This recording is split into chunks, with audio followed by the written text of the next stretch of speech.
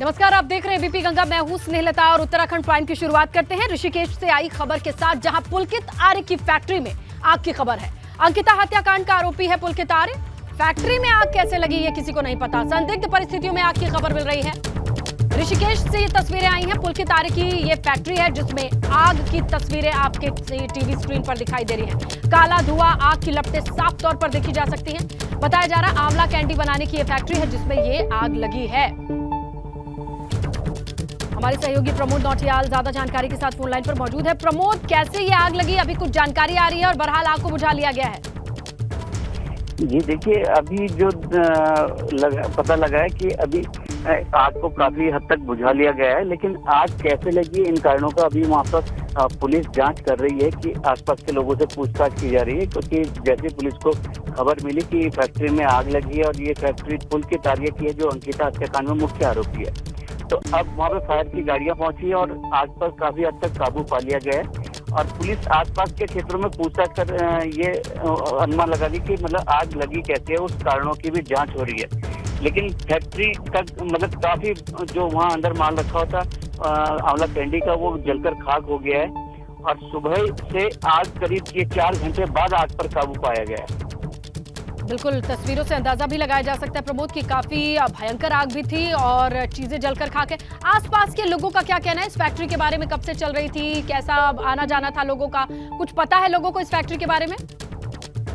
देखिए, जब से ये फैक्ट्री लगी है तब से ये फैक्ट्री विवादों में ही रही है। क्योंकि फैक्ट्री का जो केमिकल आता था, केमिकल पीछे खेतों में जाता था। वहाँ जो जानवर होते थे, जंगली जानवर हो गए और लोगों के पालतू जानवर हो गए, वो केमिकल का पानी पीकर कई बार उनकी मौत भी हो चुकी है। फैक्ट्री में उन्होंने आक्रोश व्यक्त किया था।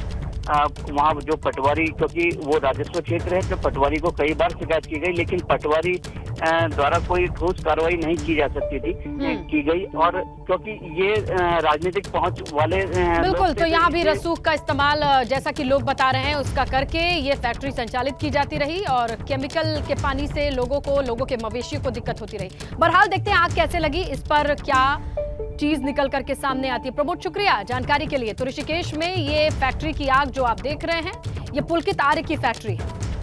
आग कैसे लगी नहीं पता चला, लेकिन 4 घंटे तक आग लगी रही। फैक्ट्री में रखा बहुत सारा सामान जल करके खाक बताया जा रहा है। आंवला कैंडी बनाने की ये फैक्ट्री बताई जा रही है। आसपास के लोगों का ये कहना है कि ये फैक्ट्री वही फैक्ट्री है जिसे लेकर के पटवारी से कई बार शिकायत की गई थी, क्योंकि केमिकल का पानी जिस तरीके से छोड़ा जाता था वो मवेशियों तक पहुंचता था और उनकी मौत भी हो चुकी है। लेकिन यहाँ आम लोगों का कहना यह है कि रसूख का इस्तेमाल करके इस फैक्ट्री पर कभी कोई एक्शन नहीं लिया गया। फिलहाल आग की लपटें दिखाई दे रही हैं इसी फैक्ट्री से, धुआं उठता दिखाई दे रहा है इसी फैक्ट्री से, और अब इस पर जांच होगी कि आखिरकार आग लगी कैसे। संदिग्ध परिस्थितियों में आग लगी है, 4 घंटे तक आग लगी रही, तब जाकर के इस आग पर काबू पाया गया। सबसे पहले पुलिस को सूचना मिली कि एक फैक्ट्री में आग लगी है। जब पता चला ये फैक्ट्री पुलकित आर्य की है, मौके पर पुलिस पहुंची। फायर कर्मियों ने किसी तरीके से आग पर काबू पाया, क्योंकि फैक्ट्री की आग काफी भयानक दिखाई दे रही है। देखिए, काला धुआं दिखाई दे रहा है, लपटें दिखाई दे रही हैं। आसपास जो क्षेत्र भी दिखाई दे रहा है, वहां तक आग फैलने से गनीमत ये रही कि बचाया जा सका है। बस इतनी ही हद रही। बाकी 4 घंटे की आग ने फैक्ट्री में रखे सारे सामान को खाक कर दिया है, ये जानकारी तो मिल रही है। और बड़ी मुश्किल से आग पर काबू पाया गया, क्योंकि फैक्ट्री के भीतर केमिकल और तमाम चीजें जो रखी गई थी वो ज्वलनशील थी। आग को रोक पाना थोड़ा मुश्किल हो गया था। फिलहाल लगभग आग पर काबू पाया गया है, ये ताजा जानकारी है। उत्तराखंड को ड्रग्स फ्री बनाने की मुहिम चल रही है। इस कड़ी में देहरादून में मैराथन दौड़ का आयोजन किया गया, जिसमें सीएम पुष्कर सिंह धामी भी दौड़ते नजर आए। 3 किलोमीटर वाले बाद में जाएंगे।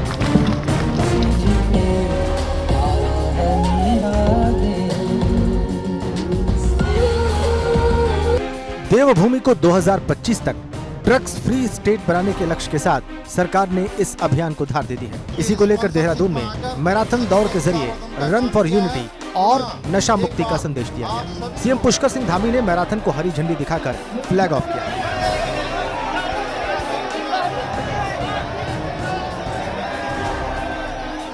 मुख्यमंत्री धामी खुद भी इस अभियान में दौड़ते नजर आए।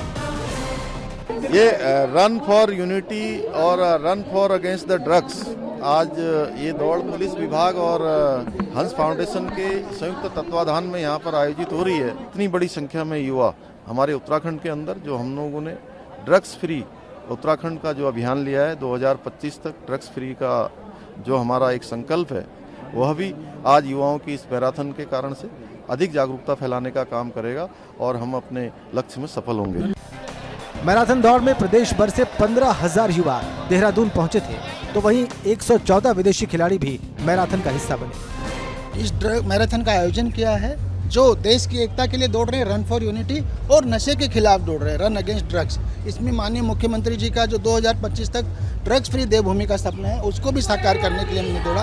अभी आपने देखा 15,000 से ज़्यादा लोगों ने जो है इस मैराथन में भाग लिया है और नशे के खिलाफ माननीय मुख्यमंत्री जी ने शपथ दिलाई है, देश की एकता के लिए माननीय मुख्यमंत्री जी ने शपथ दिलाई है कि हमें जो राष्ट्र विरोधी ताकतें हैं उनसे एकजुट होकर के मिल करके लड़ना है और देश को मजबूत बनाना है। इसी के लिए मैराथन आयोजित की गई। युवाओं में जोश भरने के लिए बॉलीवुड गायक कैलाश खेर भी पहुंचे थे।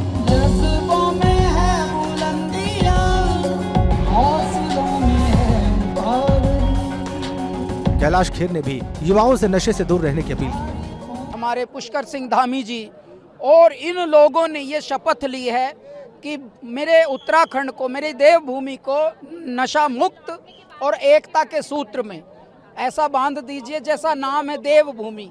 देवभूमि में कौन होने चाहिए? देवता होने चाहिए। अब अगर देवता होने चाहिए तो देवता तो ऐसे काम न करें जैसे दैत्य कर रहे हो, जो अपना ही नुकसान कर रहे हो, अपना ही हाथ काट रहा हो, कोई अपना ही पैर काट रहा हो। ऐसा तो होना नहीं चाहिए। तो देवभूमि को देवतुल्य बनाने के लिए जो शपथ लेकर चले हैं, उसी का हिस्सा बनने आपका कैलाश खेर आया है। पिछले कुछ सालों के दौरान उत्तराखंड में नशे का कारोबार बड़े पैमाने पर पनप रहा है, तो वहीं युवाओं में भी नशे की लत बढ़ रही है। ड्रग्स माफिया की कमर तोड़ने के लिए सरकार ने एंटी नारकोटिक्स टास्क फोर्स का गठन किया है, तो वहीं सरकार ने 2025 तक देवभूमि को ड्रग्स फ्री बनाने का संकल्प भी लिया। सीएम धामी ने कार्यक्रम के दौरान युवाओं को ड्रग्स से दूर रहने की शपथ दिलाई। मैं आज से आजीवन मादक पदार्थों के नशे से मुक्त जीवन व्यतीत करूंगा। एबीपी गंगा के लिए देहरादून से अजीत सिंह राठी की रिपोर्ट। संकल्प लेता हूं कि मैं अपने समस्त परिवारजन एवं मित्रों को। आगे बढ़ेंगे। हरिद्वार में रजिस्ट्रार कानूनगो की बात करें तो रिश्वतखोरी का आरोप लगा है और अब वो गिरफ्तार बताया जा रहा है। देहरादून से विजिलेंस की टीम आई जिसने रजिस्ट्रार कानूनगो को गिरफ्तार कर लिया है। आरोप ये है, हरिद्वार निवासी शख्स ने विजिलेंस मुख्यालय में 18 अक्टूबर से शिकायत की थी। आरोप ये भी है कि दाखिल खारिज करने के लिए रजिस्ट्रार कानूनगो ने 28 रुपए मांगे। हालांकि रजिस्ट्रार कानूनगो ने यह भी कहा कि उन्हें फंसाया गया।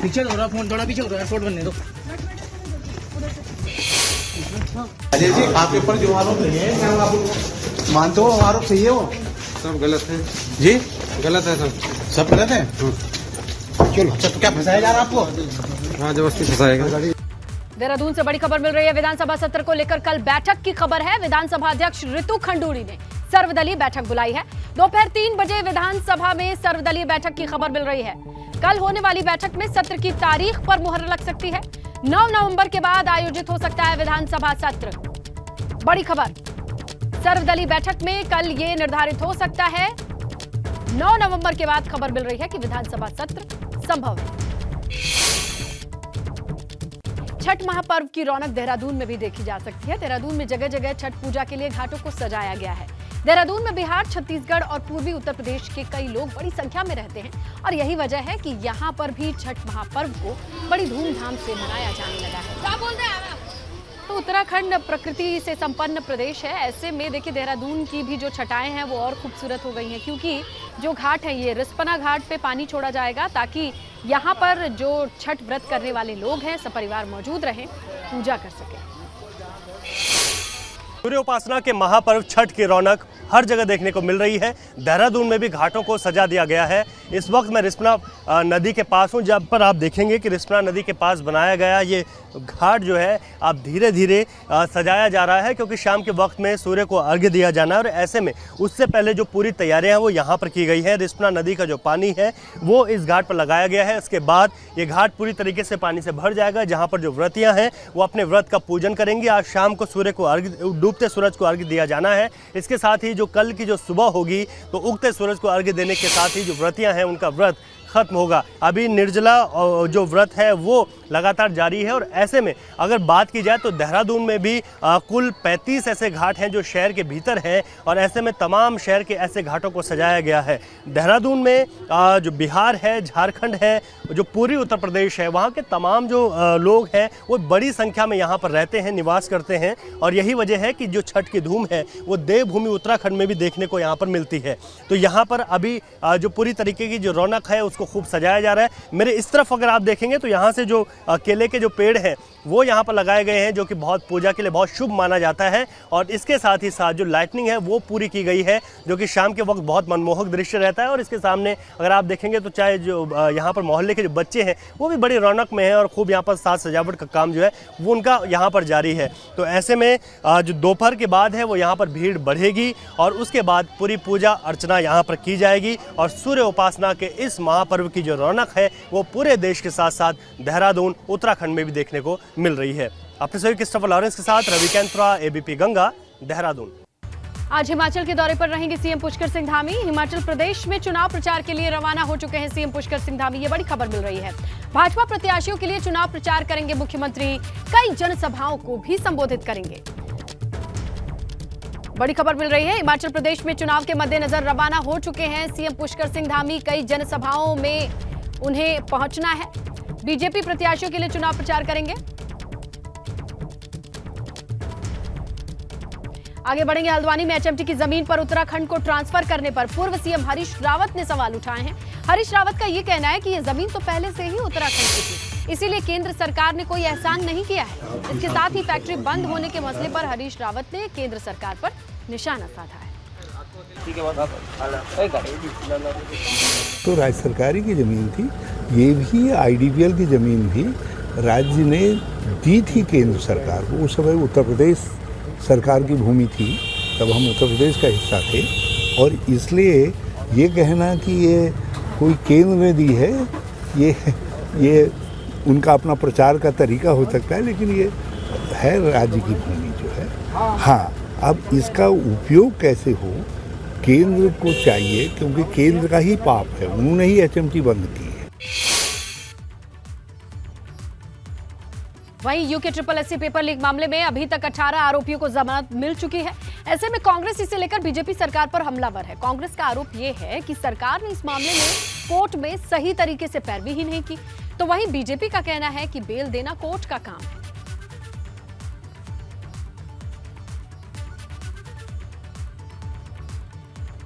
कहा था कि सफेदपोश नेताओं की और अधिकारियों की मिलीभगत के बिना इतना बड़ा कांड नहीं हो सकता और जब गिरफ्तार लोगों को सख्ती दी जाएगी या उनकी केस अगर हल्के नहीं करे जाएंगे तो निश्चित तौर पर किसी नेता का या बड़े अधिकारी का नाम लेंगे। तो ये हमेशा से होता रहा है और हमको इस चीज़ की मतलब उम्मीद थी और हमने ये कहा भी था आपके इंटरव्यू में कि भाई केसेस बहुत ज़्यादा हमको उम्मीद नहीं है, केवल हाकिम सिंह और 2-4 को ये पकड़ के रखेंगे।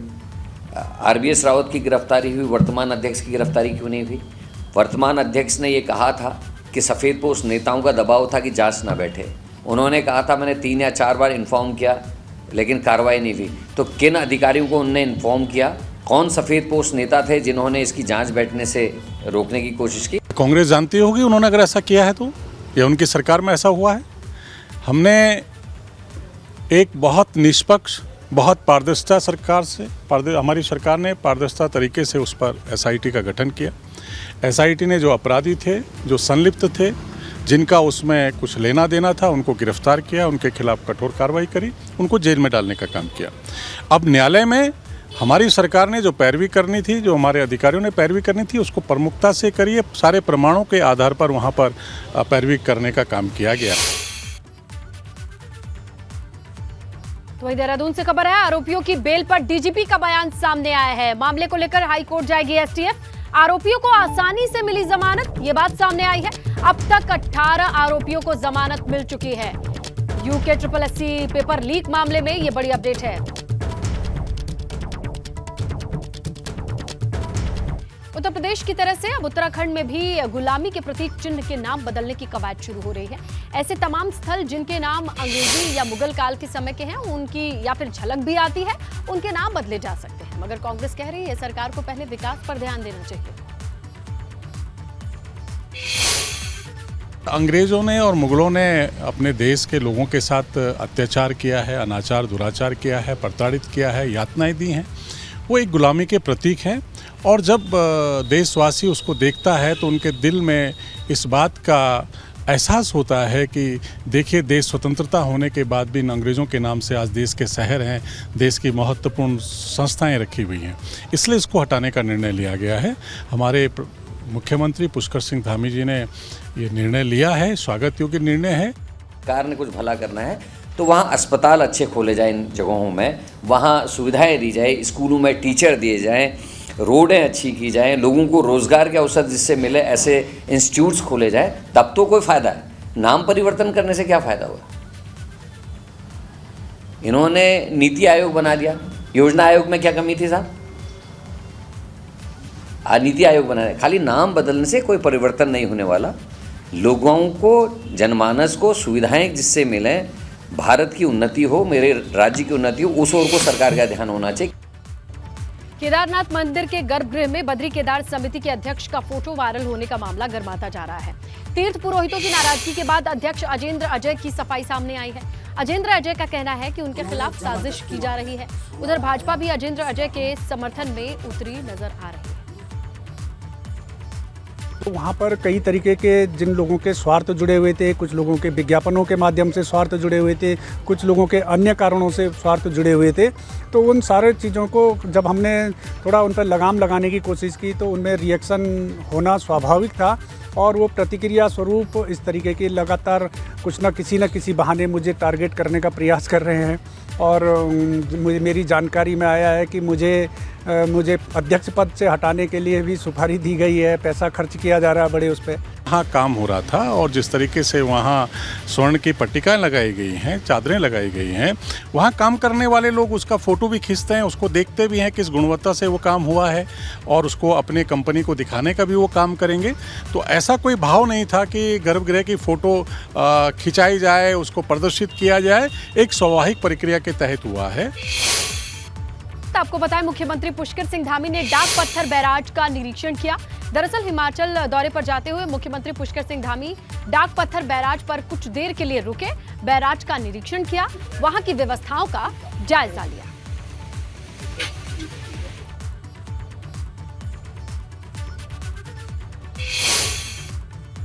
सूरजकुंड में हुए गृह मंत्रियों के चिंतन शिविर में सीएम पुष्कर सिंह धामी भी शामिल हुए थे। 2 दिन तक चले शिविर में कई अहम मुद्दों पर चर्चा हुई।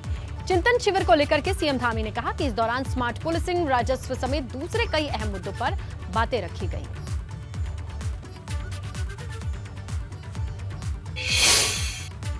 स्मार्ट पुलिसिंग को लेकर हम लोग लगातार काम कर रहे हैं, जहां साइबर के क्षेत्र में हो या हमारे यहाँ पर चूँकि पूरा क्षेत्र रेवेन्यू पुलिस के अंतर्गत आता है, अधिकांश स्थान, उन स्थानों को हम लोग धीरे धीरे, जहाँ पर्यटन भी बढ़ा है, जहाँ पर विकास के कार्य भी हुए हैं, सड़कें बनी हैं और भी तमाम जो नया कंस्ट्रक्शन हो गया है, उसके कारण से आवश्यकताएं बदल गई हैं, इसलिए उसको चरणबद्ध तरीके से हम लोग ठीक कर रहे हैं। तो उत्तराखंड में पशुओं में फैल रहे लंपी वायरस से राहत मिलती नजर आ रही है। पशुपालन विभाग अब तक तकरीबन 5,80,000 गायों में वैक्सीन लगाने का काम पूरा कर चुका है। वैक्सीनेशन से प्रदेश में रिकवरी रेट 42% से बढ़कर 86% पर पहुंच चुका है। लगभग 5,80,882 जानवरों को हम वैक्सीनेट कर चुके हैं। आज के दिन जो हमारे एक्टिव केसेस हैं वो सिर्फ टोटल में 3,869 केसेस हैं जो एक्टिव केसेस हैं। रिकवरी रेट हमारा 42% से बढ़ के 86% हो चुका है और टोटल डेथ जो हुई है वो 842 हुई है स्टेट में। कंपेयर टू जो दूसरी स्टेट्स हैं जैसे राजस्थान है जिसमें कि बहुत ज़्यादा क्षति हुई, हमने पर्वतीय क्षेत्र होने के बाद भी और जोग्राफिकल रीजन से हमारा स्टेट बहुत टफ है, हमारे पास संसाधन कम है, लोग कम हैं, उसके बाद भी हमारे डॉक्टरों ने और हमारे एलईओज़ ने बहुत अच्छा काम किया है। रुद्रपुर में एक लड़की की पिटाई का वीडियो सामने आया है। इस वीडियो में कुछ दबंग लड़की को पीटते दिखाई दे रहे हैं। बताया जा रहा है कि पटाखे को लेकर विवाद हुआ और इसी विवाद में ये मारपीट हुई।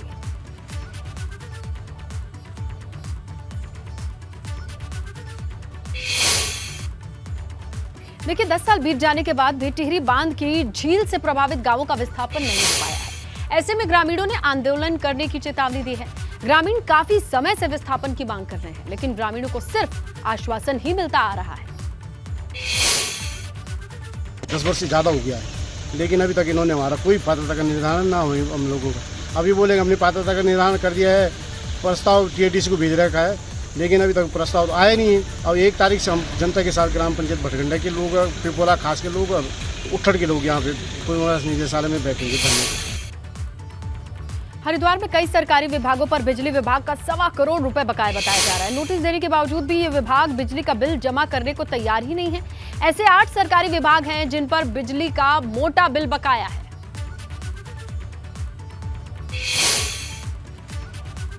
हल्द्वानी में 2 दिवसीय जोहार महोत्सव की शुरुआत हो गई है, जिसमें उत्तराखंड के सीमांत क्षेत्र मुनस्यारी की संस्कृति की झलक देखने को मिल रही है।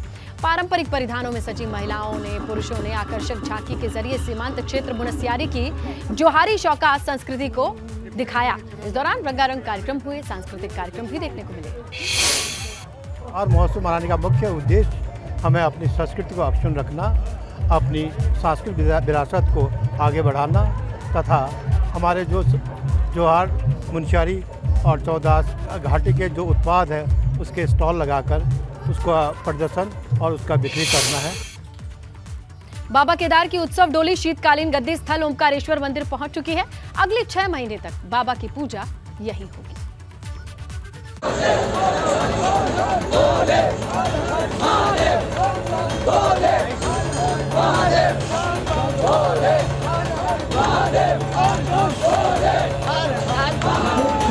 केदारनाथ धाम के कपाट बंद होते ही भगवान शंकर अपने शीत प्रवास पर हैं।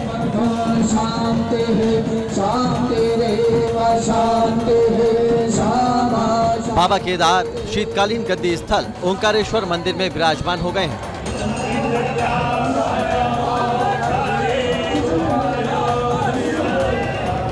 अगले 6 महीने तक बाबा केदार यहीं पर भक्तों को दर्शन देंगे। भोलेनाथ के भक्त शीतकालीन गद्दी स्थल पर आकर अपने आराध्य देव की पूजा अर्चना कर सकते हैं। 27 अक्टूबर को भगवान केदार के कपाट शीतकाल के लिए बंद कर दिए गए थे। कपाट बंद होने के बाद बाबा की पंचमुखी उत्सव डोली अपने पड़ावों की तरफ रवाना हुई थी। डोली ने पहला रात्रि प्रवास रामपुर और दूसरा रात्रि प्रवास गुप्त काशी स्थित विश्वनाथ मंदिर में किया था, जबकि शनिवार को डोली शीतकालीन गद्दी स्थल ओंकारेश्वर पहुंची। चारधाम यात्रा भले ही संपन्न हो गई हो, मगर शीतकाल के 6 महीने के दौरान तीर्थयात्री ओंकारेश्वर मंदिर में आकर बाबा केदार की पूजा अर्चना कर सकते हैं। ABP गंगा के लिए रुद्रप्रयाग से रोहित इमरी की रिपोर्ट।